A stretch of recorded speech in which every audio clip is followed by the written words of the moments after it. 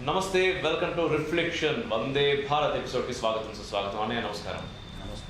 మరి ఎక్కువ ఇంట్రొడక్షన్ చెప్పకుండా తొందరగా నమస్తే పెట్టినా, ఎందుకంటే ఇద్దరం కలిసి ఒకటే ఫ్రేమ్లో కనబడబోతున్నాం. ఈరోజు మనం సింగిల్ కెమెరాలో షూట్ చేస్తున్నాం కాబట్టి ఎక్కువసేపు మీరు ఖాళీగా ఉండొద్దు, ఎక్కువసేపు నేను కూడా ఖాళీగా ఉండొద్దు. ఖాళీగా ఉంటే ఏం చేయాలని అర్థం కాదు, ఇలా వల్ల అది ప్రాబ్లం ఉంటుంది. అయితే ఫస్ట్ ఆఫ్ ఆల్ అన్నిటికీ మించి అంటే చాలా రోజులు అయింది మనం ఎపిసోడ్స్ చేసి కూడా. ఈరోజు మనం ఖచ్చితంగా చేయాలని, మన జనాలు ఇంకా సంక్రాంతి సెలవులు ఉన్నా కూడా సింగిల్ కెమెరాతో చేస్తున్నాము. ఎందుకు అంటే మనం కాదు, ప్రపంచం మొత్తం కూడా గర్వపడాల్సినటువంటి రోజులు ఇవి. అయోధ్య రామ జన్మభూమి. జై శ్రీరామ్. జై శ్రీరామ్. ఎస్, రాముడు కొలువు తీరబోతున్నాడు. అతి త్వరలో, కొన్ని గంటల దూరంలోనే ఉంది ఇంకా మనకి ఆ వ్యవధి. సో దీని గురించి, ఇట్లాంటి ఒక సందర్భం గురించి మాట్లాడుకోవాలి. ఇప్పుడు మాట్లాడుతుంటే నాకు లెటర్గా లెస్తా ఉన్నాయి. ఇప్పుడు మనం మొదట్లో సింగిల్ ఫ్రేమ్ అనుకున్నాం కదా. సింగిల్ ఫ్రేమ్లో మన ఇద్దరం కనిపించబోతుంది. యాక్చువల్గా సింగిల్ ఫ్రేమ్లో మొత్తం ఇండియా కనిపించబోతుంది 22వ తేదీ. ఎందుకు అంటే సింగిల్ ఫ్రేమ్లో మొత్తం ఇండియా ఎందుకు కనిపిస్తుంది అంటే, మామూలుగా మనం ఇంతకాలము మనకు స్వతంత్రం వచ్చిన 1947లో స్వతంత్రం వచ్చినప్పటి నుంచి ఇప్పటిదాకా ఉత్తర భారతదేశం, దక్షిణ భారతదేశం అని మాట్లాడుకున్నాం. అంతకు ముందు కూడా ఆర్య ద్రావిడ సిద్ధాంతం అని అదని ఇదని మనల్ని విడదీయడానికి ఎన్నో జరిగినాయి. పైగా 1947లో దేశానికి స్వతంత్రం వచ్చింది అని ఒక కోణం అయితే, రెండు ముక్కలైంది అనేది ఒక బంగ్లాదేశ్, ఒక పాకిస్తాన్, ఒక ఇండియా ఈ రోజు కనిపిస్తున్నాయి అంటే దానికి కారణం 1947 ఆగస్టు 14వ తేదీ రాత్రి జరిగిన విభజన. ఇటువంటి అనేక అడ్డంకులు అన్ని దాటుకుంటూ వచ్చిన తర్వాత జనవరి 22 అనేది చాలా చాలా ముఖ్యమైన విషయం. చాలా ముఖ్యం అంటే చాలామంది ఇప్పుడు బయట ప్రచారం చేస్తుంది ఏంటంటే, మోడీ వ్యతిరేకులు కావచ్చు, మోడీ అంటే ప్రత్యర్థులు కావచ్చు, రాజకీయంగా పోటీ ఎన్నికల్లో పోటీ చేసే బీజేపీకి వ్యతిరేకమైన ప్రత్యర్థి పార్టీలు కావచ్చు, ఇది కూడా ఒక పొలిటికల్ ఈవెంట్. సంవత్సరంలో జరిగే అనేక ఈవెంట్స్లో ఇది కూడా ఒకటి అని పొలిటికల్ ఈవెంట్గా చూస్తున్నారు కాదు. యాక్చువల్గా జరుగుతున్నది ఏంటంటే, మన చరిత్ర ఒక మలుపు తిరగబోతుంది. ఎందుకంటే ఇది ఒక మైల్ స్టోన్ మనకి. అంటే మన దేశంలో నిజం చెప్పాలంటే ప్రతిరోజు ఎక్కడో దగ్గర ఒక గుడి కడతారు, రోజు ఎక్కడో దగ్గర ఒక విగ్రహ ప్రతిష్ఠ జరుగుతుంది. ఇది భారతదేశానికి గుడులు కొత్త కాదు, హిందువులకు విగ్రహ ప్రతిష్టలు కొత్త కాదు.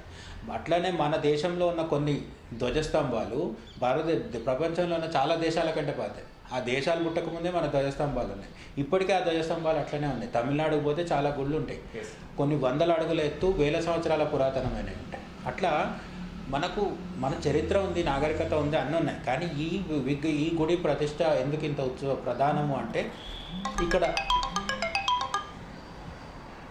ఈ గుడి ప్రతిష్ట ఎందుకు ఇంత ప్రధానము అంటే, మన 500 సంవత్సరాల పోరాటం ఇక్కడ నుంచి ఒక మలుపు తిరగబోతుంది. నిజానికి మనం 1992 డిసెంబర్ 6లో జరిగింది ఏంటి అంటే, బాబ్రీ కూల్చివేత జరిగింది. మనం దాన్ని ఇప్పటికీ శౌర్య దివస్ అని అంటుంటాం. అయితే అది అక్కడ జరిగింది ఒక కట్టడం కూల్చివేత, అంతే. కట్టడాన్ని కూల్చడం జరిగింది అంతే. దాన్ని అదొక చర్చ.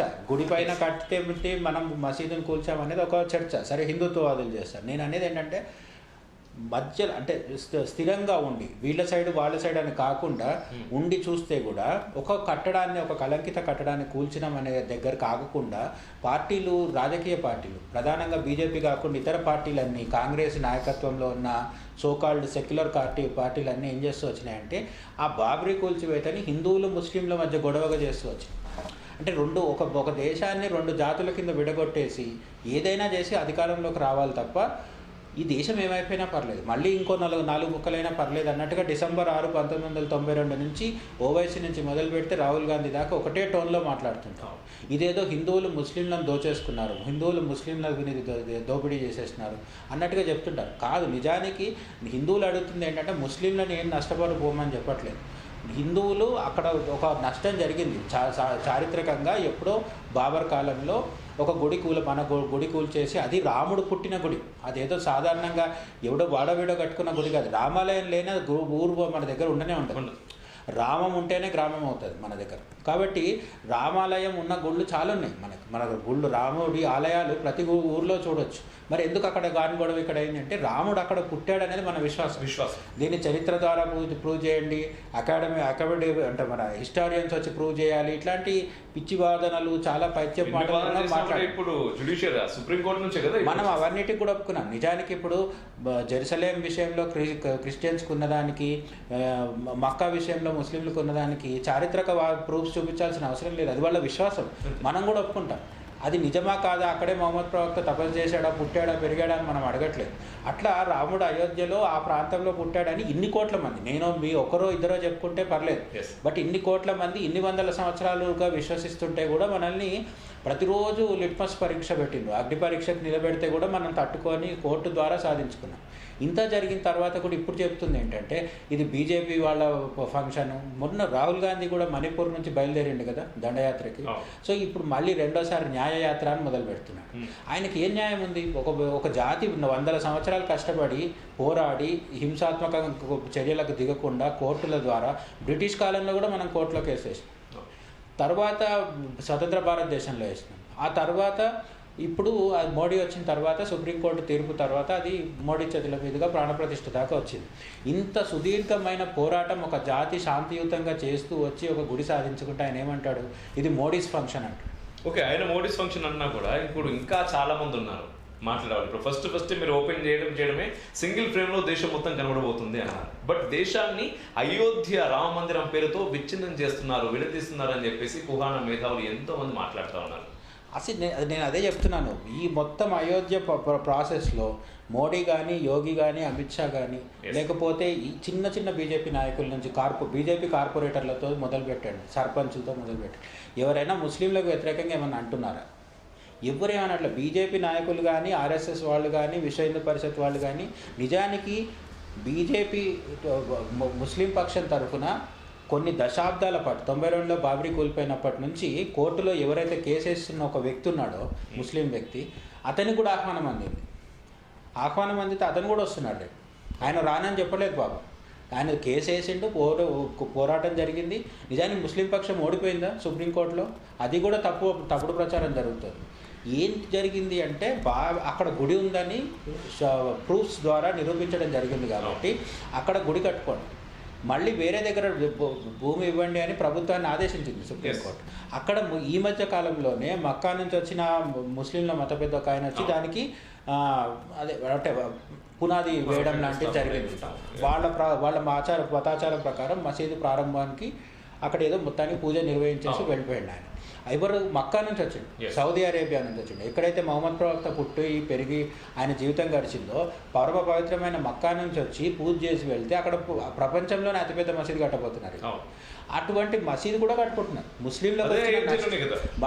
ముస్లింలకు వచ్చిన నష్టమేం లేదు. నిజానికి బాబ్రీలో అసలు నమాజ్ జరిగి కొన్ని వందల సంవత్సరాలు. ఏంటంటే ఇప్పుడు ఎవరైతే ఇంతకుముందు మీరు బీజేపీ అన్నారు, ఆర్ఎస్ఎస్ అన్నారు, మామూలుగా రామ మందిరాన్ని అక్కడ రామ మందిరం పెడుతున్నారని చెప్పి ఆనందపడేటటువంటి ఏ ఒక్క హిందువు కూడా ముస్లింల పట్ల ఎటువంటి వ్యతిరేకత లేదు, ఎవరికి అసలు వ్యతిరేకత లేదు. రెండోది అంటే నెగిటివ్ కామెంట్స్ చేస్తున్నది ఎవరంటే ఓవైసీ ఏమంటాడంటే అక్కడ గుడి కడుతున్నారు పర్లేదు, కానీ దేశంలో ఉన్న ఏ మసీదుకు భద్రత లేదు, ముస్లిం యూతే మసీదులలో పోయి కూర్చొని నిలబడి అక్కడ మీ మసీదులను మీరే కాపాడుకోండి అంటాడు. అసలు ఇంకొక మసీదు కూల్చే ఉద్దేశం ఉందా హిందువులకి? అంత ఓపిక, అంత శక్తి, మనకు అంత చైతన్యం ఉన్నాయా?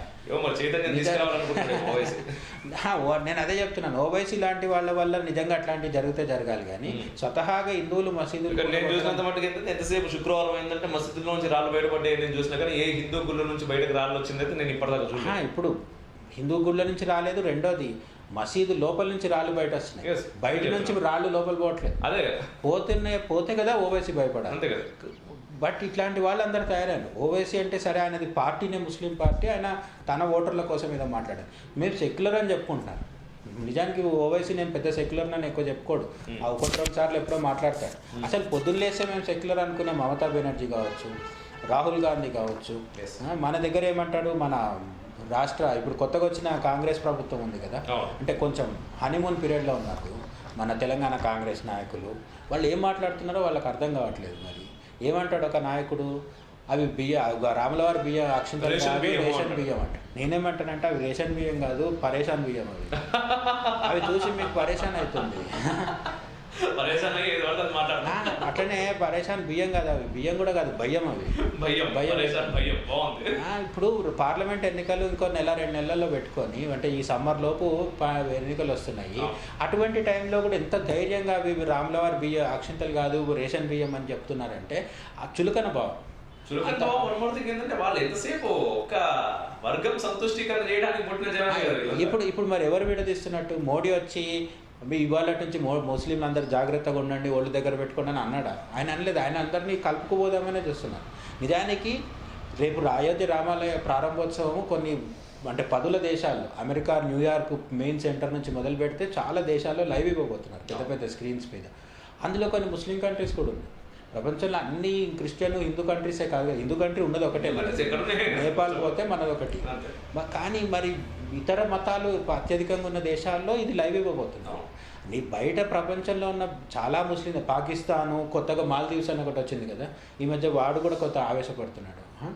ఈ పాకిస్తాను, మాల్దీవ్స్, టర్కీ కుర్చీ మట్టితో పెట్టేది అనేది మన గురూజీ త్రివిక్రమ్ డైలాగు. మోడీ స్టైల్ ఏంటంటే కుర్చీ ఓపెన్ చేశాను అనమాట.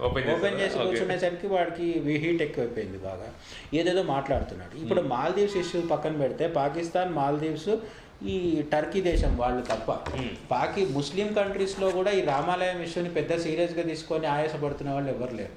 నిజానికి మన దేశంలో ప్రతిపక్షానికి ఎక్కువ ఇబ్బందిగా ఉంది, కానీ చాలా ఇండోనేషియా, మలేషియా, లేకపోతే సౌదీ అరేబియా ఇటువంటి దేశాలు అది మన దేశ అంతర్గత విషయంగా చూస్తున్నాయి. ఇప్పుడు కొరియా లాంటి దేశాలు అయితే అసలు మాకు ఆహ్వానం అందింది, మేము వస్తున్నామని కూడా చెప్తున్నారు. సౌత్ కొరియా వాళ్ళు మన అయోధ్య రాముడి వంశంలో ఉన్న ఒక మహారాణిని వాళ్ళు అసలు మూల పురుషుడు ఎవరైతే ఉంటారో, అంటే కొరియన్లకు మూల పురుషుడు ఎవరైతే ఉంటారో ఆయన భార్యగా ఉపయోగిస్తారు. అంటే కొరియన్ల తల్లిదండ్రులు అంటే మొదటి తరం మాతా అంటే వాళ్ళ ఒక వంశానికి మూల పురుషులు అనమాట. ఆ మూల పురుషుడి భార్య మన అయోధ్య మహారాణి. ఆమెను అక్కడికి ఆయన పెళ్లి చేసుకుని అక్కడ తీసుకెళ్ళాడు కాబట్టి వాళ్ళు ఇప్పటికి కూడా మన భారతదేశాన్నితో మంచి అనుబంధం ఉంటుంది. అసలు అయోధ్యలో ఏమీ లేనప్పుడు మన బాలరాముడి గుడి చిన్న గుడిసెలాగా ఉండి అక్కడే పూజలు జరుగుతున్నప్పుడు కూడా వాళ్ళు వచ్చి చూసి వెళ్ళేవాళ్ళు అనమాట. ఇప్పుడు భవ్య రామాలయం వచ్చిన తర్వాత కొరియా నుంచి ఎవ్రీ ఇయర్ రాబోయే పర్యాటకుల సంఖ్య, భక్తుల సంఖ్య పెరుగుతుందని కూడా కొన్ని అంచనాలు ఉన్నాయి. విదేశీయులందరికీ ఉత్సాహంగా ఉన్నా కూడా మన దేశంలో మాత్రం ఈనో బ్యాచ్కి బాగా ఇబ్బంది ఉంది. అండ్ ఈరోజు ఇంకో వీడియో కూడా చేసింది. బేసిక్గా కాశ్మీర్ మన లాల్ చౌక్ గురించి. లాల్ చౌక్లో నార్మల్గా ఒకనొక టైంలో మన ఇండియన్ ఫ్లాగ్ ఎగిరేయడం అనేది చాలా కష్టంగా ఉంటుంది పరిస్థితి. అటు నుంచి మెల్లిమెల్లిగా పోయి మనం కూడా పోయొచ్చినాం అక్కడికి. ఆ పరిస్థితి మారింది. ఇప్పుడు జెండాలు ఎగిరేసినాం కాదు, ఏకంగా లాల్ చౌక్ స్తూపం పైన ఈరోజు రాముని ఎల్ఈడి అది కనిపించింది. చాలా అద్భుతంగా కనిపించింది ఫస్ట్ ఆఫ్ ఆల్. అండ్ అక్కడ కూడా అందరూ ఎంజాయ్ చేస్తున్నారు ఆ మూమెంట్ని. నేను ఏమంటానంటే ఇప్పటి వరకు అయితే అటువంటి అనౌన్స్మెంట్ రాలేదు, కానీ బుర్జ్ ఖలీఫా ఉంది కదా, సరిగ్గా రామాలయం ఓపెనింగ్ టైంకి బుర్జ్ ఖలీఫా మీద రాముడు కనిపించినా కూడా మన దేశ ప్రతిపక్షానికి తృప్తి లేదు. వీళ్ళకి ఎంతసేపు భారతదేశంలో ఉన్న ముస్లింలు హిందువులతో కలవకుండా అడ్డుకోవడంలో ఆనందం ఉంది, వాళ్ళకు లాభం ఉంది కాబట్టి ఆనందం ఉంది. అండ్ ఇక్కడే ఇప్పుడు మోదీ గారి దగ్గర నుంచి మన అయోధ్య తీర్థ ట్రస్ట్ దగ్గర నుంచి వీళ్ళందరికీ కూడా ఆహ్వానాలు అందినాయి చాలా మందికి. ముఖ్యంగా మనం ఏదైతే మాట్లాడుతున్నామో మన ఫేవరెట్ కాంగ్రెస్ ప్రజాప్రతినిధులకు కూడా ఆహ్వానాలు పోయినాయి. దాదాపుగా వాళ్ళందరూ కూడా ఒకే మాట మేము బాయ్కాట్ చేస్తున్నాం అన్నట్టుగానే ఉన్నది వ్యవస్థ అంతా కూడా. ఇప్పుడు మీరు చెప్తున్నారు అదే అయోధ్యలో ప్రపంచంలోని అత్యున్నతమైనటువంటి చాలా పెద్ద మస్జిద్ కడుతున్నారు అని చెప్పేసి, మరి దాని నుంచి కూడా వీళ్ళకి అందరికి ఆహ్వానాలు వస్తాయా? అసలు ఎట్లుంటుంది పరిస్థితి అప్పుడు అంటే, రేపు ఈ ప్రపంచంలోనే అతిపెద్ద మసీదు అయోధ్య రామాలయానికి కొన్ని కిలోమీటర్ల దూరంలో ఎక్కడైతే కడుతున్నారో అది పూర్తయిన తర్వాత ఆహ్వానం అందకున్నా వెళ్తారు. అట్లా మసీదుకు మమ్మల్ని పిలవాల్సిన అవసరం ఏముంది, మేము వస్తున్నాం అని చెప్పి టోపీలు పెట్టుకొని బయలుదేరుతారు. అయితే విచిత్రం ఏంటంటే అసలు ఎవరు గుర్తించాలి, ఎవరు గ్రహించాలి? మనం గ్రహిస్తున్నామంటే సాధారణంగా ఏమవుతుందంటే కొన్ని చోట్ల కొన్ని రాష్ట్రాల్లో హిందువులకి ఇంకా రాజకీయ చైతన్యం రాలేదు. ఉత్తరాదికి దక్షిణాదికి కొంత తేడా అయితే ఉంది.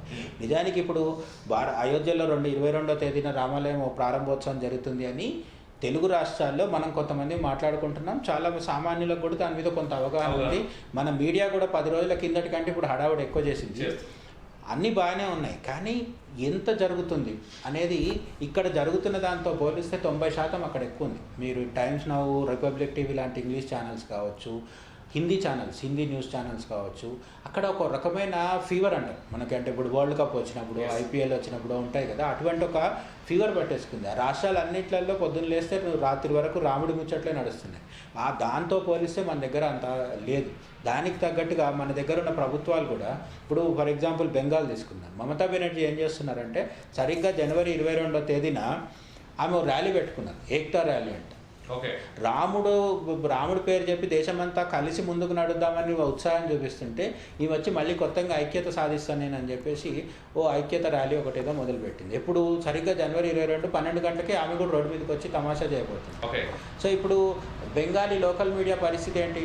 వాడు జనవరి 22 మన అయోధ్య రామాలయ ప్రారంభోత్సవం, ప్రాణప్రతిష్ఠ కార్యక్రమము, ప్రపంచం నుంచి ఎంతో మంది గెస్టులు వచ్చి పాల్గొంటూ ప్రపంచం అంతా మన వైపు చూస్తుంటే బెంగాలీ లోకల్ మీడియాకు మాత్రం మమతా బెనర్జీని చూపించాల్సిన తప్పనిసరి పరిస్థితి క్రియేట్ చేస్తున్నారు. అంటే ఇప్పటికి అక్కడ మనం స్థానిక మీడియాని కూడా ఏమనడానికి లేదు.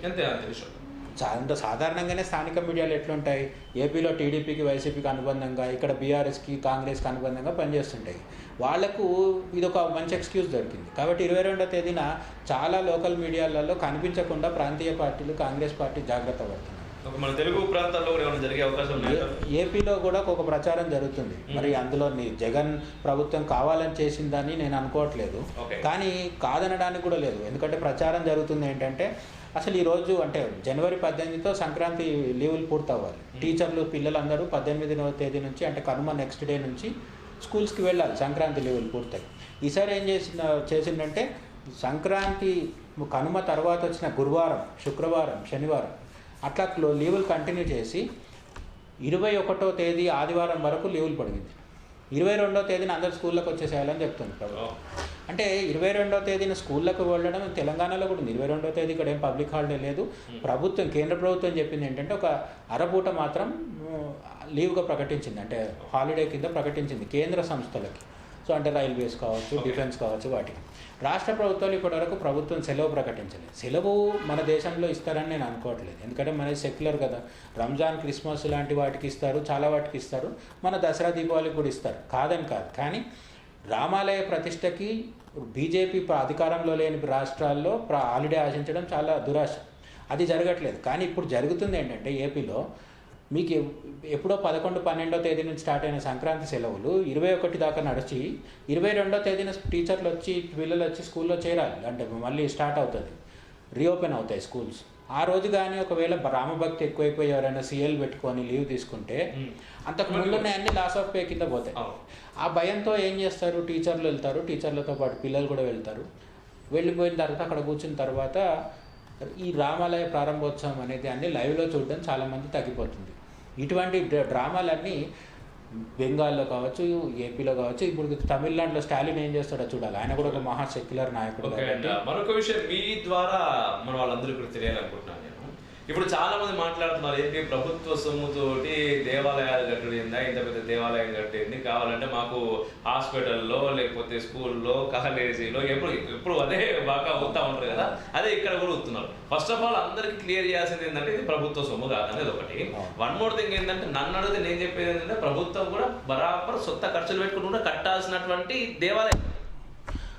ఇప్పుడు రాముడు విషయంలో ఈ మధ్య నాకు ఒక వ్యక్తితో అంటే మేధావి అని కూడా అనొచ్చు, బాగా చాలా పుస్తకాలు చదివిన వ్యక్తి ఆయన నా దగ్గర ఏం చర్చ తీసుకొచ్చారంటే రాముడు భరతమాతన రెండిట్లు ఏదో ఒకటే తెలుసుకో, రెండు కుదరవు అంటున్నాడు ఆయన.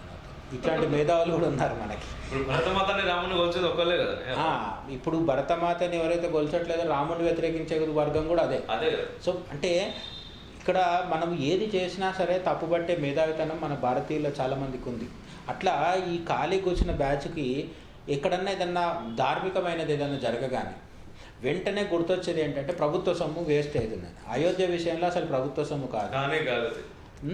ఏం జరిగింది, హిందువులందరూ ఇచ్చిన విరాళాలతో రామ జన్మభూమి తీర్థక్షేత్ర ట్రస్ట్ వాళ్ళు ఆ గుడిని నిర్మించినారు. సరే, అది అయిపోయిన తర్వాత మరి విమానాశ్రయము, రైల్వే స్టేషన్ ఇవన్నిటికి ప్రభుత్వ ఖర్చులే కదా అంటున్నారు. ఆ కోణంలో చూసినా సరే ప్రభుత్వం చేయాల్సింది మౌలిక సదుపాయాల అభివృద్ధి. మన ప్రాంతంలో రైల్వే స్టేషన్ అయినా ప్రభుత్వమే కట్టాలి, బస్ స్టాండ్లు రాష్ట్ర ప్రభుత్వాలు కట్టాలి. రాష్ట్ర ప్రభుత్వాల ఫెయిల్యూర్స్ని కూడా మనం కేంద్ర ప్రభుత్వం మీదకి నూకేసే ఒక సంస్కృతి కూడా ఉంది. మా గల్లీలో రోడ్డు బాగాలేదంటే మోడీ కారణం అంటాడు. మధ్యలో ముఖ్యమంత్రి ఏం చేస్తున్నాడు ఎవరికి తెలియదు. మనకు మేయర్లు సర్పంచ్లు ఎవరు ఉండరు, ఓన్లీ ప్రధానే ఉంటాడు. ఓటేసేటప్పుడు మాత్రం మన కుల నాయకులు ఉంటారు.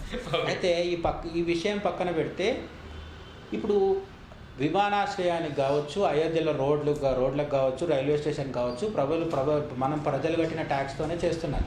కానీ అక్కడ కూడా జరగబోయేది ఏంటంటే మనకు ఆల్రెడీ అనుభవం ఉంది కదా, కాశీ కారిడార్ విషయంలో ఏమైంది, విశ్వనాథ్ కారిడార్, అక్కడ విపరీతంగా టూరిజం పెరిగింది. కాశీలో టూరిజం పెరిగిన తర్వాత లాభపడ్డ వాళ్ళు హిందువులే కాదు, కాశీలో ఉండే ముస్లిం వ్యాపారులు ఉంటారు కదా, అక్కడ చాలా బనారస్ సారీస్ ఉంటాయి, అవి కేవలం హిందువులే అమ్మాలని రూల్ లేదు. అట్లనే ట్యాక్సీ డ్రైవర్లు ఉంటారు. అంటే ముస్లింలు కూడా లాభపడే టూరిజం డెవలప్మెంట్ జరుగుతుందనే విషయం కూడా టూరిజం డెవలప్మెంట్ అయితే అక్కడ ప్రతి ఒక్కరు లాభపడతారు. ఇప్పుడు ఆర్టికల్ 370 తీసి తర్వాత మనం లాల్ చౌక్ గురించి మాట్లాడుకున్నాం కదా. లాల్ చౌక్ అనేది మన సంస్కృతి, మన దేశ భద్రత, ఐక్యత వీటికి సంబంధించిన ఇది. అదే దాల్ సరస్సు టూరిజం గుర్తు. ఒకప్పుడు దాల్ సరస్సులో బాలీవుడ్ సినిమాల షూటింగ్ జరిగేవి, మన తెలుగు సినిమాల షూటింగ్ జరిగేది. ఆ బోట్ హౌస్లలో అంటే కొత్తగా పెళ్ళైన జంటలు వెళ్ళి ఉండేవాళ్ళు, ఇవన్నీ జరిగాయి. ఇప్పుడు మళ్ళీ అదంతా తిరిగి వచ్చింది. దాల్ సరస్సులో మళ్ళీ టూరిస్టులు, పర్యాటకులు వస్తున్నారు అక్కడ. ఇప్పుడు కాశ్మీర్కి టూరిస్టులు పెరిగితే తమిళనాడులో ఉండే అయ్యంగార్లకి, తెలుగు రాష్ట్రాల్లో ఉండే గౌడ్స్ లాభమా? దరిద్రం, అంతకు మించినటువంటి భావదారిద్రం ఇంకేది ఉండదని నా అభిప్రాయం. అంటే కొన్నిసార్లు ఏమవుతుందంటే కాశ్మీర్లో ఉన్న రాజకీయ నాయకులను కూడా మనం నమ్మలేము. అందరిలాంటి సెక్యులర్ నాయకులే వాళ్ళు. ఫరూక్ అబ్దుల్లా ఏమంటున్నాడు అంటే రాముడు అందరి దేవుడు అని చెప్తున్నాడు కదా. కానీ మన దగ్గర ఉన్న హిందూ వీర సెక్యులర్ నాయకులు మాత్రం రాముడు మీ దేవుడు మా దేవుడు కాదన్నట్టుగా వీళ్ళు ఇండైరెక్ట్ మాటలు ఉన్నాయి. కాబట్టి ఒక్కడైనా సరే టూరిజం డెవలప్ అవుతుంది. వల్లభాయ్ పటేల్ పెద్ద విగ్రహం పెట్టిన రోజు ఇదే అన్నారు. ఏమన్నారు, పెద్ద విగ్రహాలు ఎందుకు, ఆకలి తీర్చండి. అంటే మనకి ఎప్పుడు ఈ కమ్యూనిస్టు భావజాలంలో భాగం ఏంటంటే డబ్బులుంటే తీసి వీడికి అన్నం పెట్టేయాలి, వాడికి మద్యం పంచాలి, వీడికి బిర్యానీ ఇవ్వాలి. ప్రభుత్వ ఖజానాలో డబ్బులు అన్నిటికీ ఇట్లాంటి వాటికి సంక్షేమ పథకాలకు వాడాలనేది ఉద్దేశం. బాగుంది. మరి రిటర్న్స్, అట్లా రిటర్న్స్ వచ్చే పనులు చేస్తుంది మోడీ ప్రభుత్వం. ఏంటంటే అది ఉజ్జయినిలో మహాకాల్ కారిడార్ కావచ్చు, కాశీలో విశ్వనాథ్ కారిడార్ కావచ్చు, ఇటువంటివన్నీ ఎందుకు డెవలప్ చేస్తున్నారంటే ఈ డెవలప్ చేసిన తర్వాత టూరిస్టులు వస్తారు. టూరిస్టులు వచ్చిన తర్వాత ఆదాయం పెరుగుతుంది. ఆదాయం పెరిగిన తర్వాత ఆ క్షేత్రం తనంతలో తాను రన్ అవడం అవుతుంది. ఎంతసేపు ప్రభుత్వం తీసుకుపోయి నిధులు ఇచ్చేసి ఆ సంవత్సరానికి అది పూర్తయిపోతుంది. మళ్ళీ రెండో సంవత్సరానికి వచ్చేసరికి మళ్ళీ నిధుల కోసం ప్రభుత్వం దగ్గరికి అయోధ్య పేరు పైన దాదాపుగా 1,00,000 కోట్లు. అవును, ఇప్పుడు 1,00,000 కోట్ల 50,000 కోట్ల మనం అన్నిటికీ రిసిప్ట్లు, బిల్లులు మనకు ప్రజలు తెచ్చి ఇవ్వరు కాబట్టి మనం ఒక అంచనాకు వస్తున్నాం. కానీ మనకు చూస్తున్నాం కదా, మన కళ్ళెదురుగా ఉట్టి దక్షిణాదిలోనే జరుపుకునే అయ్యప్ప మాల సీజన్ జూన్లోనే కొన్ని వేల కోట్ల వ్యాపారం. ఇది భారతదేశ వ్యాప్తంగా జరుగుతుంది. ప్రపంచవ్యాప్తంగా కూడా చాలా దేశాల్లో హిందువులు కాషాయ కండువాలు కొంటున్నారు, లాకెట్లు కొంటున్నారు, లేదంటే రామాలయ నమూనాలు. ఇంతకుముందు భారతదేశంలో ఎవరైనా ఇంట్లో ఎంటర్ కాగానే, హాల్లోకి ఎంటర్ కాగానే మంచి షో పీస్ లాగా ఏదైనా పెట్టుకోవాలంటే ఏముండేది, తాజ్మహల్ కనిపించేది. ఇప్పుడు తాజ్మహల్ లాగానే రామాలయ గుడి పెట్టుకుంటున్నారు. తాజ్మహల్ ఇంట్లో ఎదురుగా రాగానే తాజ్మహల్ కనిపిస్తే మంచిదా, రామాలయం కనిపిస్తే శుభమా అనేది వేరు చర్చ. నేనేమంటానంటే రామాలయం అనేది ఒక అంత క్రేజ్ అయిపోయింది. అదొక ట్విట్టర్లోకి వెళ్తే అది మన సోషల్ మీడియా ట్విట్టర్లోకి వెళ్తే అదొక హ్యాష్ ట్యాగ్, ఫేస్బుక్లోకి వస్తే అదొక చర్చ, యూట్యూబ్లో అయితే కొన్ని వందల వేల వీడియోస్ చేస్తున్నారు. హిందీ వాళ్ళు, తెలుగు వాళ్ళు అందరు చేస్తున్నారు. ఈ విధంగా అదొక ఏమంటారంటే ఒక దేశం మొత్తానికి ఒక పండగలాగా మారింది. ఎక్సెప్ట్ మోడీ అంటే పడని అజీర్ణం బ్యాచ్కి తప్ప. అదే అంటే ఒక అద్భుతమైనటువంటి విషయం జరుగుతున్నప్పుడు ఒక భారతదేశ అస్తిత్వమే అది. ఒకసారి మనం చెప్పుకోవాలి అనుకుంటే అయోధ్య రామాలయం అంటే భారతదేశము అయోధ్య రామాలయం వేరే నేనైతే అనుకోను. లేదు, ఇప్పుడు నేనేం చెప్తానంటే పొలిటీషియన్స్ అందరినీ కూడా ఒకే ఘాటన కట్టాల్సిన పని లేదు. మీకు ఎన్నికల్లో సమస్య వస్తుంది, ఓట్లు కావాలి అనుకున్నప్పుడు ఏదో మోడీని వ్యతిరేకించడం వరకు ఓకే. కానీ ఇప్పుడు అసలు ఆహ్వానం అందగానే వ్యతిరేకించడం, మేము రామని చెప్పడం, ఈ వారసత్వం ఎక్కడి నుంచి వచ్చింది చూడండి. సోమనాథ్ ఆలయము మొహమ్మద్ గజనీ టైంలో కూల్చేశారు. కూల్చిన తర్వాత మళ్ళీ మన రాజులు నిర్మించుకున్నారు పక్కకి. అంటే ఆ సోమనాథ్ క్షేత్ర ఆలయం ఎక్కడైతే కూలిందో పురాతనమైంది, దాన్ని కాకుండా వేరే దగ్గర ఇంకో గుడి కట్టుకున్నారు ఖర్చు. స్వతంత్రం వచ్చిన తర్వాత వల్లభాయ్ పటేల్ ప్రత్యేకంగా ఆ గుడిని పునర్నిర్మించారు. అది ప్రభుత్వ సొమ్ముతో నడిచింది నిజానికి. అయితే అప్పుడు కూడా ఇదే చర్చ జరిగింది. ప్రభుత్వ సొమ్ము ఎందుకు ఇవ్వాలంటే ప్రభుత్వ సొమ్ము కొన్ని విషయాల్లో మాత్రమే వచ్చింది. ప్రధానమైన గుడి కట్టింది మాత్రం అప్పుడు కూడా ప్రజల సొమ్ముతోనే, అంటే ప్రజల సొమ్ము అంటే ట్యాక్సులు కాదు, విరాళాలతో కట్టినారు. కట్టిన తర్వాత అది పూర్తయ్యే రోజుకు దురదృష్టవశాత్తు వల్లభాయ్ పటేల్ లేరు. గుడి ప్రారంభోత్సవానికి రాష్ట్రపతి, అప్పుడున్న రాష్ట్రపతి మన రాజేంద్ర ప్రసాద్, మొదటి రాష్ట్రపతి రాజేంద్ర ప్రసాద్, డాక్టర్ రాజేంద్ర ప్రసాద్ వచ్చి ఆయన చేతుల మీదుగా ప్రారంభోత్సవం జరిగింది. నెహ్రూ రాలేదు. ఈ వారసత్వం అక్కడిది, నెహ్రూ నుంచే మొదలైంది. నెహ్రూ సోమనాథ్ ఆలయానికి వెళ్ళలేదు. ఈరోజు సోనియా గాంధీ, రాహుల్ గాంధీ రామాలయానికి పోవట్లేదు. నేనేమంటానంటే ఒక ఆలయ పునర్నిర్మాణానికి వెళ్ళినంత మాత్రాన అసలు సోమనాథ్ ఆలయం అయితే మసీదులు కొట్టి కూడా కట్టలేదు మనం. అక్కడ కూలిపోయి ఉన్న ఆలయం మీదే మళ్ళీ కొత్త ఆలయం కట్టుకున్నాం. అయినా నెహ్రూ గారు తట్టుకోలేకపోయారు, ఆయన సెక్యులరిజం అడ్డుపడి. ఇటువంటి నేను ఒప్పుకోను, ఇటువంటివి చేస్తే హిందుత్వ బలపడిపోతుంది. విపరీతం కదా, టోపీలు పెట్టుకుంటారు, దర్గాలకు పోతారు, లేకపోతే ఏదో అంటే నెహ్రూని మనం ముస్లిం ఇఫ్తార్ విందులలో అప్పట్లో ఎక్కువ చూడలేదు. కానీ ఇఫ్తార్ విందుల సంస్కృతి నెహ్రూ కాలం నుంచి కూడా ఉంది. ఆయన అధికారికంగా పాల్గొన్నాడా లేదా అనేది కొంత చర్చనీయాంశం. కానీ ఆ తర్వాత ఇందిరాగాంధీ కావచ్చు, అధికారికంగా మనం రాజ్యాంగంలో పెట్టిన చాలా ఉన్నాయి కదా, చాలా పోనీ ఇప్పుడు సోనియా గాంధీ, రాహుల్ గాంధీ రావట్లేదు. అసలు ఈ బాబ్రీ మసీదు లోపల విగ్రహాలు ఉండేవి. ఆ విగ్రహాలకు నిత్య ధూపదీపారాధన ఉండేది కాదు చాలా సంవత్సరాల పాటు. దానికి మన దేశ ప్రధాని ఒక ఆయన ఓపెన్ చేసి ఆ రోజు నుంచి పూజలు మొదలుపెట్టాడు. ఆయన పేరు రాజీవ్ గాంధీ. రాజీవ్ గాంధీ కాలంలోనే బాబ్రీ మసీదులో మొన్నటి వరకు ఉన్న టెంపరీ గుడి ఏదైతుందో ఆ గుడిలో బాబ్రీ కూల్చకముందు నేను చెప్పాను, బాబ్రీ స్ట్రక్చర్ ఆ మసీదు లోపలే విగ్రహాలు ఉండేవి. స్వతంత్రం వచ్చిన తర్వాత వెంటనే సంవత్సరం 1948 ఆ ప్రాంతంలో రాత్రి అక్కడ విగ్రహాలు పెట్టి, అంటే విగ్రహాలు అక్కడ ప్రత్యక్షమైనాయి అని చెప్తారు ఉత్తరాదివారు. సరే, ఎవరైనా పెట్టిరు అనుకున్నా కూడా అక్కడ బాలరాముడి విగ్రహాలు ఉన్నది అన్ని సంవత్సరాల నుంచి ఉంటే కూడా పూజలు మొదలు పెట్టించింది రాజీవ్ గాంధీ కాలంలో, శిలాన్యాస్ చేసింది కూడా ఆయన. ఈ విధంగా రాజీవ్ గాంధీ సమయంలో కూడా బాబ్రీ విషయంలో హిందువులకు అనుకూలమైన కొన్ని ఘటనలు జరిగినాయి. ఇప్పుడు అవి క్లెయిమ్ చేసుకోవడానికి కూడా వాళ్ళకు ఉద్దేశం లేదు. హిందూ ఓట్లు మాకు వద్దని డిసైడ్ అయిపోయారు.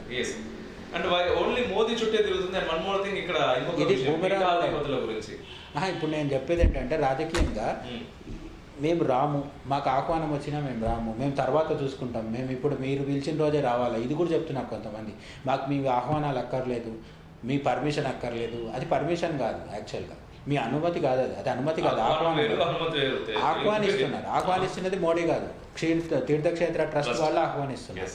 వీళ్ళు తిరస్కరిస్తున్నారు. దాన్ని తిరస్కరించి మళ్ళీ ఏం చెప్తున్నారు, మళ్ళీ భయం మనసులో, హిందువులు ఎక్కడ వ్యతిరేకం అవుతారు, మేము తర్వాత పోతామంటున్నాం.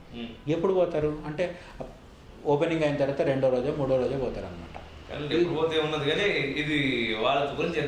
ఎన్నికల కాదు, చివరికి ఇది ఏమవుద్దంటే ఎన్నికల్లో కొంత తెలివి ఉన్నవాడు ఎవడైనా సరే, మన దక్షిణ భారతదేశంలో అంత ఎఫెక్ట్ చూపిస్తుందో లేదో నాకు తెలియదు, కానీ ఉత్తర భారతదేశంలో నేను మోదీ మీద కోపాన్ని రాముడి మీద కూడా చూపించేసి, మోదీ మీద ఉన్న ద్వేషంతో రాముడికి సంబంధించిన ఒక గొప్ప గుడి ప్రారంభోత్సవానికి కూడా నేను పోను అనుకున్నప్పుడు ప్రజలకి ఓటు ఏబుద్ది కాదు.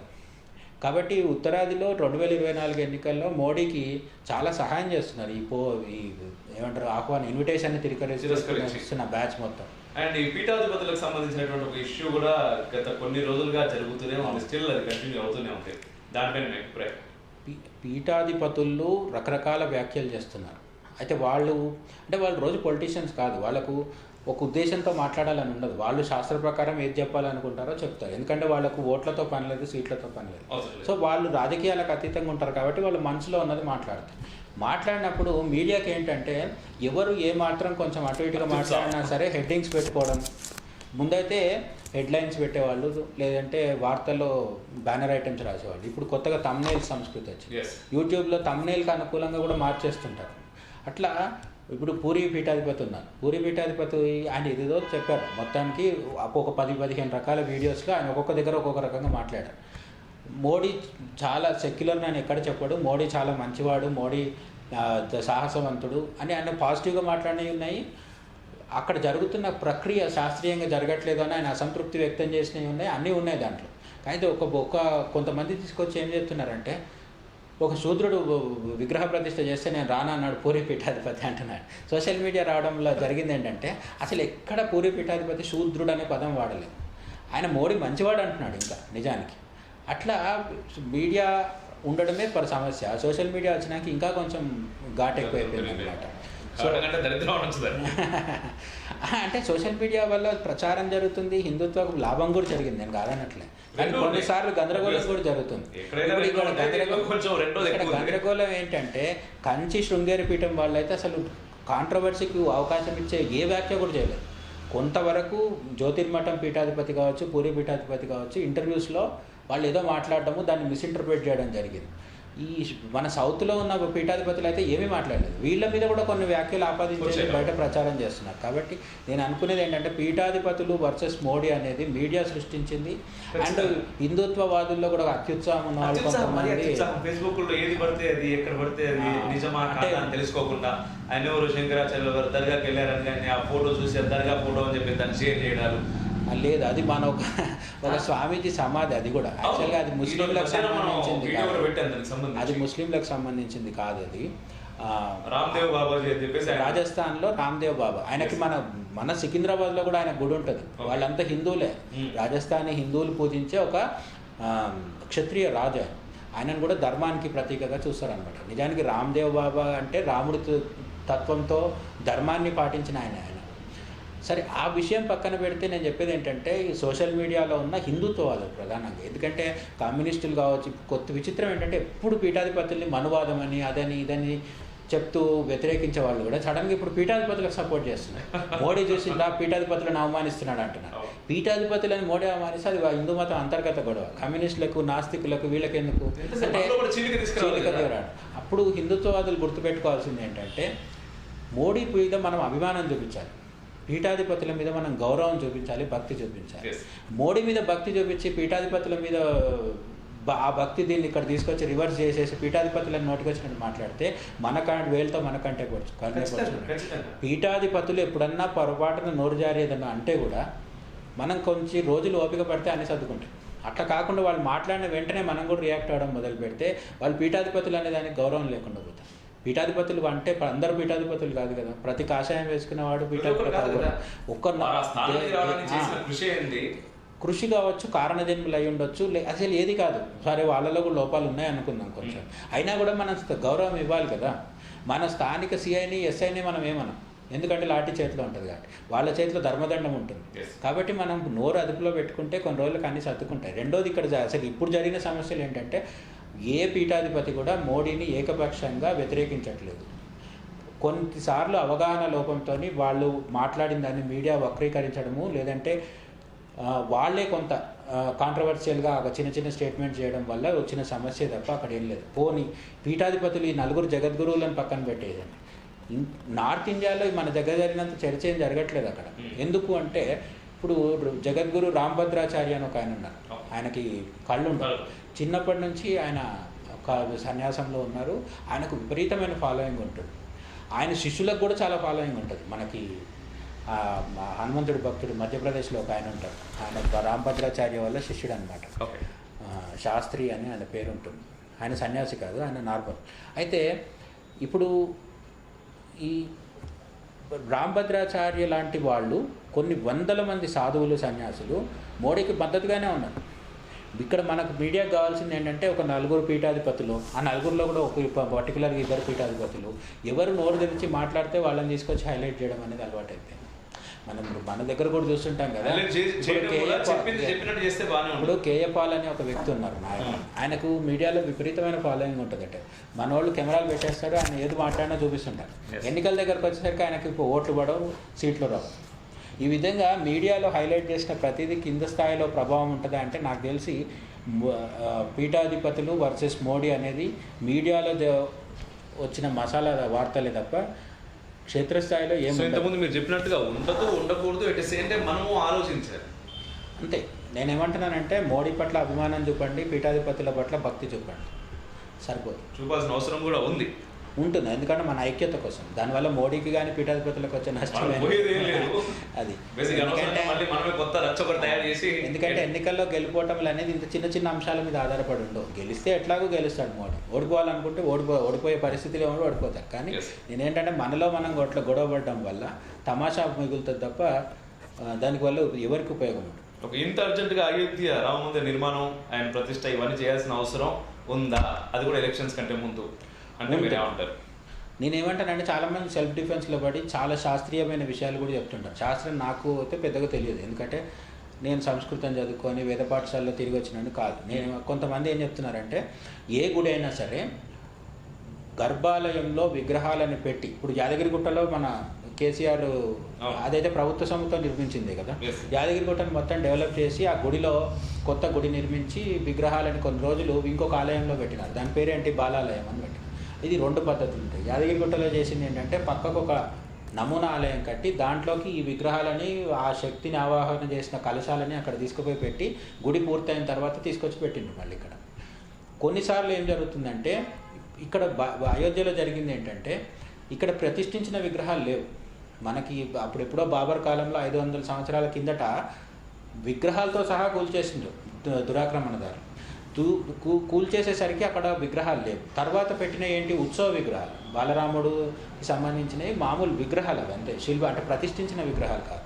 సో ఇప్పుడు మొదటిసారి దాదాపు ఒక 500 సంవత్సరాల చరిత్రలో మళ్ళీ మొదటిసారి ఇప్పుడు అక్కడ విగ్రహాలు ప్రతిష్ఠిస్తున్నాం. సో ఇక్కడ కొత్తగా ప్రతిష్ఠిస్తున్నాం. యాదగిరిగుట్ట ఇలాంటి విషయాలు ఏంటంటే ప్రతిష్ఠించిన విగ్రహాలు, వెలిసిన విగ్రహాలు ఉన్నాయి కొండకి, అవి అట్లనే ఉంచి మళ్ళీ గుడి కట్టుకున్నాం. ఈసారి అక్కడ జరగట్లేదు. అందుకని అయోధ్యలో చేసింది ఏంటంటే ఫస్ట్ గర్భాలయం, ఆ తరచు ఉన్న మొదటి అంతస్తు అదంతా నిర్మించేసి మిగతా కొన్ని పనులు ఉండంగానే దాంట్లోకి ఆలయాన్ని మొదలు పెడతారు. ఎందుకు చేస్తున్నారు అంటే శాస్త్రీయంగా చూసుకున్నప్పుడు ఎంత త్వరగా పూజలు మొదలు పెడితే అంత మంచిది కాబట్టి. ఎందుకు అయోధ్య లాంటి రామాలయంలో పూజలు చేసేది ఆ రామాలయం ప్రధాన పూజారికో, లేదా ఇప్పుడు విగ్రహ ప్రతిష్ఠ చేస్తున్న వాళ్ళకో, వాళ్ళ ఇంట్లో ఆస్తులు పెరగడానికి, పెళ్ళిళ్ళు కావడానికి, సంతానం కలగడానికి కాదు. రామాలయం అయోధ్యలో కానీ, కాశీలో కానీ, కింద మన కంచిలో కానీ పూజలు ఎందుకు చేస్తారంటే లోకక్షేమం కోసం చేస్తారు. దేశం అంతా సుభిక్షంగా ఉండాలి, హింస ఉండొద్దు, పంటలు పంచే పండాలి అని చెప్పి చేస్తారు. కాబట్టి రామాలయం ఎంత తొందరగా ప్రారంభోత్సవం జరిగితే లోక కళ్యాణం అంత జరుగుతుంది. అసలు రాముల వారి కళ్యాణం అంటారు, దేవుళ్ళది కళ్యాణం, మనుషులది పెళ్ళి. ఏంటి తేడా అంటే రాముడికి సీతాదేవికి పెళ్లి కళ్యాణం జరగడం అంటే అది లోక కళ్యాణం జరగడం. అట్లనే శివుడి కళ్యాణం కూడా, శివ కళ్యాణం కూడా లోక కళ్యాణం అని అర్థం. ఆ విధంగా రామాలయం ఎంత తొందరగా ప్రారంభమైనా విమర్శించాల్సిన పనులు. ఎలక్షన్స్ ముందే పెడుతున్నారు, ఇది బీజేపీ ఎలక్షన్స్ కోసం వాడుకుంటుంది అని చెప్పేసి నేను అక్కడికే వస్తున్నాను. ఇప్పుడు పొలిటికల్గా చూద్దాం. ఒకవేళ ఎన్నికలు వచ్చేస్తున్నాయి, ఈ ఎన్నికల్లో ఓట్ల కోసమే మోడీ దీన్ని మొదలు పెడుతున్నారు అనుకోండి, తప్పేంటంటే మామూలుగా చాలామంది సెల్ఫ్ డిఫెన్స్కి పోయి అది కాదు ఇది కాదని తత్తరపడుతుంటారు మన హిందువులు. నేనేమంటానంటే బీజేపీ ఏర్పడ్డ మొదటి రోజే బీజేపీ ఇచ్చిన ప్రాథమిక అంటే మొట్టమొదటి హామీలలో రామాలయం ఉంది, అయోధ్య రామాలయం ఉంది. ఆర్టికల్ 370 యూసీసీ లాగా ఇది కూడా ఉంది. తర్వాత 89 తర్వాత ఉద్యమం పెరిగిన కొద్దీ ప్రతిసారి మేనిఫెస్టోలో పెడుతూనే ఉన్నారు మన వాళ్ళు. అయితే మనకు ఒక ఇది కూడా ఉండేది, మందిర్ బహి బనాయింగే లేకిన్ తారీఖ్ నహి బతాయింగే అని చెప్పి వెటకారం చేసేవాళ్ళు ఉత్తరప్రదేశ్ అటువంటి ప్రాంతాలలో. అంటే మేము అక్కడే గుడి కడతాం, ఏ రోజు కడతామో చెప్పాము అని వెటకారం చేసి హిందూ అంటే అయోధ్య రామాలయం అని పేరెత్తిన ప్రతిసారి అద్వానీని, వాజ్పేయిని, ఆ తర్వాత ఉన్న బీజేపీ నాయకులందరినీ టార్గెట్ చేసి చాలాసార్లు బీజేపీ మతతత్వ పార్టీ అని ఒక్క ఓటుతో బీజేపీ వాజ్పేయి సర్కార్ పడిపోయిన సందర్భాలు కూడా ఉన్నాయి కదా. ఎప్పుడు బీజేపీ ప్రభుత్వం కోల్పోయినా సరే సెక్యులర్ పార్టీలు, ప్రాంతీయ కాంగ్రెస్, కమ్యూనిస్టులు, ప్రాంతీయ పార్టీలు చెప్పేదేంటి బీజేపీ మతతత్వ పార్టీ. బీజేపీ అయోధ్యలో రామాలయం కడతామంటుంది. అంటే మీరు టార్గెట్ చేసి బీజేపీకి నష్టం చేసినప్పుడేమో మీరు అయోధ్య రామాలయం అంశం వాడుకుంటారు. కానీ ఇది ఇప్పుడు గుడి కట్టిన తర్వాత చెప్పింది చేసింది చూపిస్తున్నారు కదా. ఇప్పుడు ఎవరైనా సరే మేనిఫెస్టోలో పెట్టి అది తీర్చిన తర్వాత నెక్స్ట్ టైం ఎన్నికలకు వెళ్ళినప్పుడు ఈ పని మేము చేసినాం కాబట్టి మాకు ఓట్లు వేయండి అని అడగడంలో తప్పేమో. సో బీజేపీ మేనిఫెస్టోలో అయోధ్య రామాలయం ఉంది, దాన్ని నెరవేర్చారు కాబట్టి ఈసారి ఖచ్చితంగా మోడీ అడుగుతారు మేము గుడి కట్టినందుకు మాకు ఓట్లు వేయండి అని. దాన్ని తప్పుబట్టే ఇదే ఛాన్సే లేదు. దానికి పోటీగా కాంగ్రెస్ వాళ్ళు కూడా వచ్చి మీకు ఇంకో 4-5 గుళ్ళు కడతాం, లేకపోతే మీకు కూలి చేసినటువంటి 60,000 గుళ్ళు ఉన్నాయి కదా వాటన్నిటిని పునర్నిర్మిస్తామని చెప్పేసి కాంగ్రెస్ వాళ్ళు ముందుకు వస్తే కాంగ్రెస్ కావచ్చు ఇంకొన్ని పార్టీలలో ఉన్న వాళ్ళు ఎంత స్థాయిలో ఉన్నారంటే మేము అధికారంలోకి వస్తే అయోధ్యలో రామాలయం కూలుస్తామని చెప్పేటోళ్ళు ఉన్నారు. కొత్తగా కట్టడం మాట దేవుడు ఓకే, అది పక్కన పెడితే ఇంకొకటి ఒక విషయం ఏంటంటే కాంగ్రెస్కి కూడా ఒక సువర్ణ అవకాశం ఉంది. కాశీ కేసు ప్రస్తుతం జ్ఞానవాపి కేసు కోర్టులో ఉంది. అట్లనే మథుర కూడా ఇప్పుడు మన సుప్రీంకోర్టు స్టే ఇచ్చింది, కానీ మామూలుగా అది నడుస్తుంది, కోర్టులో కేసు నడుస్తుంది. కాశీ మథుర రెండు చోట్ల మేము గుడి కడతామని రాహుల్ గాంధీ చెప్తే అండ్ ఇంకొకటి రాహుల్ గాంధీ చెప్తే ముస్లింలు వినే అవకాశం ఉంది. ఎందుకంటే బీజేపీ పట్ల మొదటి నుంచి ముస్లింలకు వ్యతిరేకత ఉంటుంది కదా. మోడీ చెప్తే వినని ముస్లింలు కూడా రాహుల్ గాంధీ చెప్తే వింటారు. ఎందుకంటే ఎట్లాగో వీడు మాట మారుస్తాడు కదా గెలిచిన తర్వాత అనుకుంటున్నారు. అది కాదు, తస్మాత్ జాగ్రత్త. అంటే ఇప్పుడు కాశీలో మథురలో ఉన్న గుళ్ళు, వాళ్ళ మసీదులు అత్యంత పవిత్రమైనవి కాదు, వాళ్ళు నమాజ్ చేసుకోవడానికి కట్టుకున్న మసీదులు. అక్కడ వాళ్ళ ప్రవక్తలు కానీ లేకపోతే వాళ్ళ పుణ్యపురుషులు కానీ ఎవరు పుట్టలేదు. కానీ కాశీలో అక్కడ జ్యోతిర్లింగంగా శివుడు వెలిశాడు. అట్లనే మథురలో కృష్ణుడు అక్కడున్న ఏమంటారు కంసుడు జైల్లో పెడితే దేవకీదేవి కడుపున ఆ ప్లేస్లో పుట్టాడు. సో ఇప్పుడు మనకు అది కృష్ణ జన్మభూమి, ఇది జ్ఞానవాపి అనేది శివుడు వెలిసిన జ్యోతిర్లింగ స్థానం. ఇటువంటి సెంటిమెంట్లు ముస్లింలకు లేవు కాబట్టి రాహుల్ గాంధీ కూర్చోబెట్టి డిస్కస్ చేసి మీకు మళ్ళీ పక్కకు మేము 100 ఎకరాలు ఇస్తామనో 200 ఎకరాలు ఇస్తామనో పెద్ద మసీదు కడతామనో ఆ మసీదులో లైట్లు ఎక్కువ పెడతామనో ఇట్లా రకరకాల బంపర్ ఆఫర్లు ఇచ్చి వాళ్ళని కన్విన్స్ చేస్తే నిజానికి కోర్టు అవసరం కూడా లేదు. కానీ కాంగ్రెస్ చెయ్యదు కాబట్టి బీజేపీ చేసినా మోడీతో నాయకత్వంలో గుడి పూర్తయినా సరే వీళ్ళకి టెన్షన్ వచ్చేస్తుంది అనమాట, ఎక్కడ హిందువులు ఏకపక్షంగా ఓటేస్తారు అని. ఓకే, ఖచ్చితంగా అవి కూడా మోదీ చేస్తాడు. అండ్ మనం అయోధ్య విషయం గురించి మాట్లాడుతూ చాలా అద్భుతమైనటువంటి ఇంకో విషయం పక్కన జరుగుతున్నది మన పక్క కన్నా.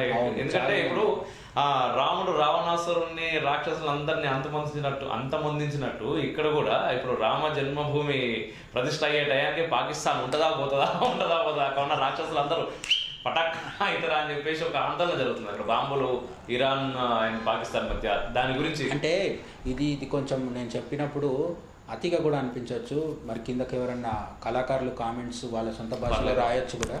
కానీ నేను చెప్పేది ఏంటంటే అయోధ్య రామాలయం అనేది ఊరికే ఒక నిర్మాణం, ఒక కట్టడం కాదు. అయోధ్య రామాలయం అనేది కేవలం ఒక రోజు 22వ తేదీన 12 నుంచి 12:30 మధ్యలో జరుగుతున్న ఒక ఈవెంట్ కాదు. ఇది మన ఆధునిక భారతదేశ చరిత్రలో ఒక పెద్ద మైలురాయి. ఇది ఎందుకు చెప్తున్నానంటే మనం ప్రతి సంవత్సరం కూడా జనవరి 22ని నా ఉద్దేశం అయితే, ప్రభుత్వానికి ఆ ఉద్దేశం లేకపోవచ్చేమో కానీ, మనం ప్రతి సంవత్సరం చైత్రశుద్ధ నవమి రోజు రామనవమి జరుపుకుంటాం కదా. అది తిథి ప్రకారం జరుపుకుంటాం, అది ఒక పండగ యుగయుగాల నుంచి వస్తుంది. కానీ ఈసారి నుంచి జనవరి 22 ఇంగ్లీష్ డేట్ ప్రకారం జనవరి 22 అనే దాన్ని మనం సాంస్కృతిక పునరుజ్జీవన దినంగా జరుపుకోవడంలో తప్పేం లేదు. ఎందుకంటే చిన్న తేడా ఉంది. సోమనాథ్ ఆలయాన్ని మన మొహమ్మద్ గజని అనేవాడు 17 సార్లు దండెత్తి వచ్చి దోచుకొని చాలాసార్లు దోచుకొని అక్కడ ఉన్న సంపద తీసుకొని ఆ లింగాన్ని అక్కడి నుంచి పెకిలించేసి ఆలయాన్ని ఛిద్రం చేసి తీసుకెళ్ళిపోయాడు. కానీ ఆ మొహమ్మద్ గజని అనేవాడు ఇక్కడ స్థిరపడాల, మళ్ళీ వాళ్ళ దేశానికి వెళ్ళిపోయాడు. ఆ తర్వాత కాశీ మథుర లాంటి గుళ్ళని ఔరంగజేబు కూల్చాడు. కానీ ఈ ఔరంగజేబు ఈ దేశంలో పుట్టినవాడు. మొఘల్ రాజుల పరంపరలో ఔరంగజేబు అనేవాడు ఈ దేశంలో పుట్టి ఇక్కడే పెరిగినవాడు, ఇక్కడే చచ్చిపోయినవాడు. కానీ బాబరీకి ఉన్న ప్రత్యేకత ఏంటంటే బాబర్ అనేవాడు ఈ దేశంలో పుట్టలేదు, అక్కడెక్కడో వేరే తుర్క్మెనిస్తాన్ లాంటి ఒక దేశంలో పుట్టి అక్కడి నుంచి దండెత్తి వచ్చి ఇక్కడ కట్టడాలన్నీ కూల్చి వాడు పంపించిన ఒక సైన్యాధిపతి అయోధ్య జన్మభూమిలో ఉన్న గుడిని విరగొట్టేసి కూల్చేసి అక్కడ బాబ్రీ కట్టాడు అనమాట. అంటే ఇది దండయాత్రలు చేసే ఒక సంస్కృతికి, విదేశీయుల దాడులకి ఒక ప్రత్యక్ష ఉదాహరణ. అటువంటి దాన్ని మనం తొలగించి మన సంస్కృతిని, నాగరికతని, రాముడంటే కొన్ని వేల సంవత్సరాల భారతీయతకి మనకు ఉన్న మన భారతదేశం చరిత్ర రాస్తే ఒక లైబ్రరీ అనే బుక్కులు కూడా రాయొచ్చు. కానీ సింపుల్గా భారతదేశ చరిత్రను చెప్పాలి అంటే 2 అక్షరాల్లో చెప్పాలంటే ఇంతే. రాముడు అంటే భారతదేశం, భారతదేశం అంటే రాముడు.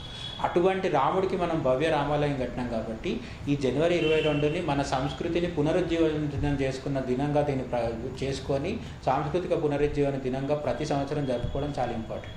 అయితే ఈ విషయం పక్కన పెడితే ఇది ఎందుకు ఇంత దీని గురించి చెప్పాల్సి వచ్చింది అంటే, ఈ రామాలయం ప్రతిష్ఠించిన తర్వాత మన దేశ భవిష్యత్తు ఎవరు నమ్మినా నమ్మకున్నా కూడా చాలా అద్భుతంగా ఉండబోతుంది. అతి కొద్ది సంవత్సరాల్లోనే అమెరికా, చైనా తర్వాత 3వ స్థానంలో భారతదేశం ఉంటుంది అనేది రామభక్తులు, మోడీ భక్తులు చెప్తున్నది కాదు, వరల్డ్ ఫేమస్ ఎకనామిస్టులు కూడా చెప్తున్నారు. అది వరల్డ్ బ్యాంక్ అవ్వచ్చు, ఎవరైనా అవ్వచ్చు. చాలా దేశాలని మన ఆర్థిక వ్యవస్థ దాటబోతుంది. కాబట్టి ఒక ఆర్థిక శక్తిగా ఎదగబోతున్న భారతదేశము సైనిక శక్తిగా కూడా ఎదగబోతుంది.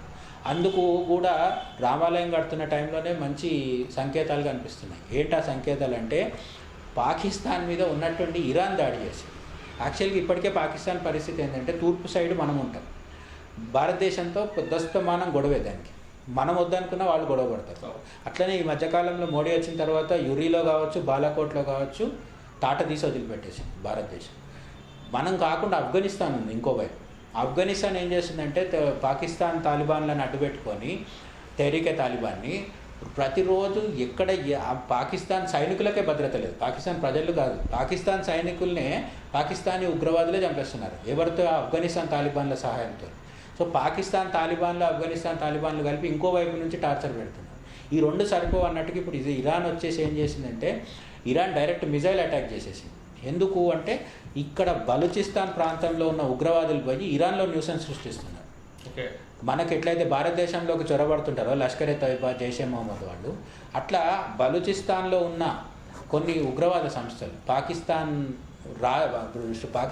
స్టేట్ అంటే పాకిస్తాన్ గవర్నమెంటే ఎంకరేజ్ చేస్తూ పాకిస్తాన్ ఆర్మీ నుంచి ట్రైనింగ్ తీసుకున్న ఉగ్రవాదులు ఇరాన్ని డిస్టర్బ్ చేస్తున్నారు. చూసి విసుగొచ్చి ఏం చేసిందంటే ఇరాన్ మిజైల్ అటాక్ చేసింది. తాజా న్యూస్ ఏంటంటే పాకిస్తాన్ కూడా మళ్ళీ వాళ్ళ మీద అటాక్ చేసింది. కానీ ఇక్కడ ఒక పెద్ద సమస్య ఏంటంటే పాకిస్తాన్ అటాక్ చేసింది బాగుంది, కానీ ఇరాన్ని తట్టుకోవడం పాకిస్తాన్ వల్ల అవుతుందా? ఎందుకంటే పాకిస్తాన్ దగ్గర ఉన్న సైన్యము, న్యూక్లియర్ బాంబులు ఇవన్నీ గొప్పవే కావచ్చు, కానీ వాళ్ళ దేశ ఆర్థిక పరిస్థితి వేరు, ఇరాన్ ఆర్థిక పరిస్థితి వేరు. ఇరాన్ ఆర్థికంగా చాలా బలంగా ఉంది, పైగా ఇరాన్ దగ్గర పెట్రోల్ ఉంది, పాకిస్తాన్ దగ్గర ఏముంది? ఏం లేదు. ఉన్న వ్యవసాయం కూడా చేసుకోవడం చేత కదా వాళ్ళకి. కాబట్టి ఇరాన్ దగ్గర పెట్రోల్ ఉంది, పెట్రోల్ కొత్త అమ్మేయడం ద్వారా దానికి రష్యా, చైనాతో మంచి సంబంధాలు ఉన్నాయి ఇరాన్కి. అమెరికా అండ చూసుకొని పాకిస్తాన్ దాడి చేసి ఉండొచ్చు నాకు తెలిసి, అంతకుమించి గొప్పగా జరిగేది ఏం లేదు. పైగా ఇరాన్కి సంబంధించిన కొన్ని సాయుధ దళాలు ఉంటాయి కదా, సముద్రం మీద కావచ్చు, భూమి మీద కావచ్చు, అమెరికాని బాగా ఇబ్బంది పెడుతున్నారు. ఇరాన్కు సపోర్ట్ ఉన్న ఉగ్రవాద సంస్థలు ఆర్ ఎక్స్ట్రీమిస్టులు, సాయుధ దళాలు ఇవేమైనా అనొచ్చు దాన్ని. వాళ్ళ వల్ల అమెరికాకి బాగా డ్యామేజ్ జరుగుతున్నందువల్ల పాకిస్తాన్ని రెచ్చగొట్టి అమెరికా వెనుకుండి పాకిస్తాన్ చేత దాడి చేయించిందని అనుకుంటున్నాను. కానీ ఇరాన్ కూడా తిరిగి మళ్ళీ దాడి చేయడం మొదలు పెడితే ఇంకో 4 సార్లు పాకిస్తాన్ తట్టుకోలేదు. రెండోది ఏంటంటే ఇరాన్ పాకిస్తాన్ పూర్తిస్థాయి యుద్ధంలో పాల్గొంటే మనకు మంచి అవకాశం దొరుకుతుంది. వెళ్ళి పీఓకేని ఆక్యుపై చేసుకుంటే 10 రోజుల పని. సో అంటే ఇదేదో మనం ఇక్కడ కూర్చొని డిఫెన్స్ ఎక్స్పర్ట్స్ చెప్పొచ్చు మనం, అంటే ఇదేదో అంటే అక్కడ సచిన్ టెండూల్కర్ లాంటి వాడు బ్యాటింగ్ చేసింది ఇక్కడ కూర్చొని అట్లా కాదు ఇట్లా కొట్టాలన్నట్టు ఉంటుంది. కానీ నేను పాకిస్తాన్తో యుద్ధం చాలా ఈజీ పని నేను చెప్పట్లేదు, కానీ మనం అనుకున్నంత హార్డ్ కూడా కాదు. ఒకప్పుడు కాంగ్రెస్ ఉన్నప్పుడు ఏంటంటే పాకిస్తాన్తో యుద్ధం అంటే అప్పుడు 2 వైపులా నష్టం, 2 వైపులా ఇది, కాబట్టి శాంతి అహింస అని మన వాళ్ళు ఏం చెప్పేటోళ్ళు అంటే అర్జున విషాద యోగంలో భగవద్గీత మొదటి దాంట్లో అర్జునుడు మాట్లాడతాడు అట్లనే, వీళ్ళంతా నా తాతలు నా తండ్రులు అన్నట్టుగా పాకిస్తాన్ వాళ్ళు మనోళ్ళే, వాళ్ళని చంపొద్దని చెప్పే బ్యాచ్ మన దగ్గర ఇప్పటికి కూడా ఉంది. అమన్కి శాంతి అది ఇదని చెప్తుంటారు, అమన్కి ఆశ అని చెప్తుంటారు. అట్లా అది కాదు, మనము యుద్ధం చేసేటప్పుడు మన పాకిస్తాన్ పీఓకే మనకు తిరిగి రాదు. మనకు రావాలి అనుకుంటే ఇది మంచి టైం. ఇరాన్ ఒకవైపు నుంచి ఆఫ్ఘనిస్తాన్ ఒకవైపు నుంచి పాకిస్తాన్ని ఎంగేజ్ చేసి పెట్టినప్పుడు ఇండియా కూడా పోయి పీఓకేని ఆక్యుపై చేసుకుంటే పెద్దగా చేసేది ఏం లేదు. అయితే చైనా యొక్క కోణం ఉంటుంది. చైనా వచ్చి మన అరుణాచల్ ప్రదేశ్లో అదే టైంలో కూర్చుంటే మనం 2 సైడ్లో మనం చేయగలుగుతామని నేను అనుకుంటున్నాను. ఎందుకంటే ఒకప్పుడంతా ఇప్పుడు చైనా కంటే మనం గొప్పవాళ్ళం అని నేను చెప్పట్లేదు, కానీ చైనాకి ప్రాక్టికల్ యుద్ధాలు చేసిన అనుభవం గత 50 ఏళ్లలో ఎప్పుడు లేదు.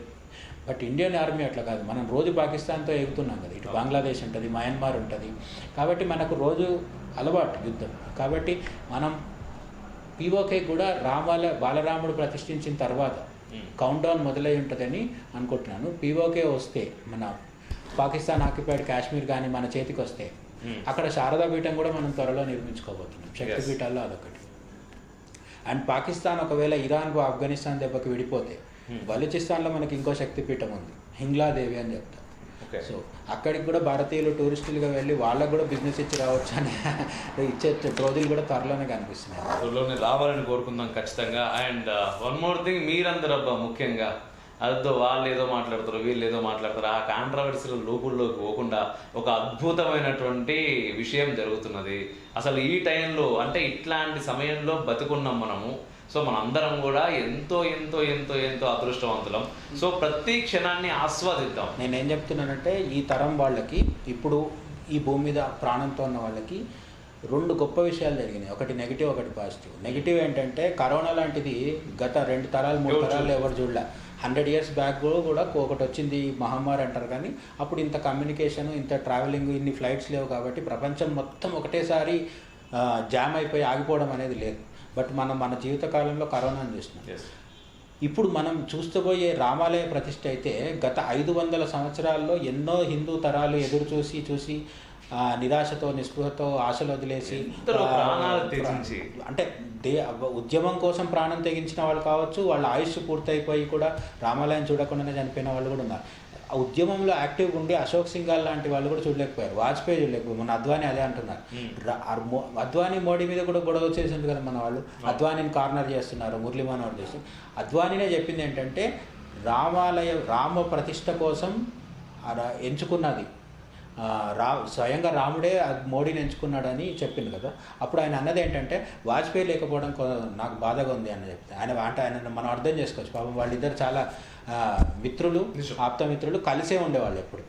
తర్వాత వాజ్పేయి చనిపోయిన తర్వాత దాదాపుగా అద్వానీ మళ్ళీ యాక్టివ్గా లేరు పాలిటిక్స్లో. అట్లా వాజ్పేయి కావచ్చు, అశోక్ సింఘాల్ కావచ్చు, ఇటువంటి వాళ్ళు చాలామంది ఈరోజు లేరు. కానీ మన అదృష్టం, మనం ఏ కష్టం పడకుండా ఎవరింట్లో వాళ్ళు. చాలామంది ఈరోజు రామాలయం గురించి మాట్లాడుకుంటున్న యూత్ ఉన్నారు కదా, వీళ్ళందరూ బాబరీ గోలిన రోజు ఏమంటారు పుట్టారో లేదో కూడా తెలియదు, లేదంటే నేల మీద పాకుతుండవచ్చు, నడకలు కూడా రాకపోవచ్చు. అటువంటి వాళ్ళకి ఈ రాముడి అదృష్టం ఇచ్చాడు. కాబట్టి ఇది మనకు జీవితకాలంలో ఒక తరానికి మాత్రమే వచ్చే ఒక అద్భుతమైన సువర్ణ అవకాశం. సో ఖచ్చితంగా ప్రతి క్షణాన్ని ఆస్వాదించటప్ప ప్లీజ్. అనవసరమైనటువంటి స్ట్రెస్ మెదళ్ళకి వెళ్ళి ఫస్ట్ తీసేయాలి. దిక్కుమాన పోస్టులు, దిక్కుమాన వీడియోలు చూడకూడదు. ఈ విషయంలో ఇంకొక చిన్న ఉంది, ఏమంటారంటే అర్జునుడు బాణం వేశాడు పక్షి మీదకి అని చెప్తారు కదా. పక్షి బొమ్మ, యాక్చువల్ పక్షి కాదు అది. అప్పుడు ఏం కనిపించింది అంటే చెట్టు కనిపించలేదు, కొమ్మలు కనిపించలేదు, పక్షి కనిపించలేదు, పక్షి కన్ను కూడా కనిపించలేదంట, గుడ్డే కనిపించింది. పక్షి కంటి గుడ్డు మాత్రమే కనిపించింది. ఇట్లా మనకు కూడా ఏం కనిపించాలి 22వ తేదీ వరకు అంటే రామాలయ ప్రతిష్ట అనే ఒక పాజిటివ్ అంశం కనిపించాలి. పాజిటివ్ పోస్టులు పెట్టడం ద్వారా మనము ప్రతిపక్షాలు, లేదంటే మోదీ వ్యతిరేకులు, దేశ వ్యతిరేకులు, జాతి వ్యతిరేకులు, తుకుడే గ్యాంగులు వీళ్ళని ఎదుర్కోవచ్చు. నెగిటివ్ దానికి స్పందిస్తూ పోతే మనకి కూడా నెగిటివ్ పోస్టులు వస్తాయి. అండ్ మళ్ళీ ఎపిసోడ్లో మళ్ళీ కలుద్దాం. అంతవరకు జై శ్రీరామ్, జై శ్రీరామ్, భారత్ మాతా కీ జై.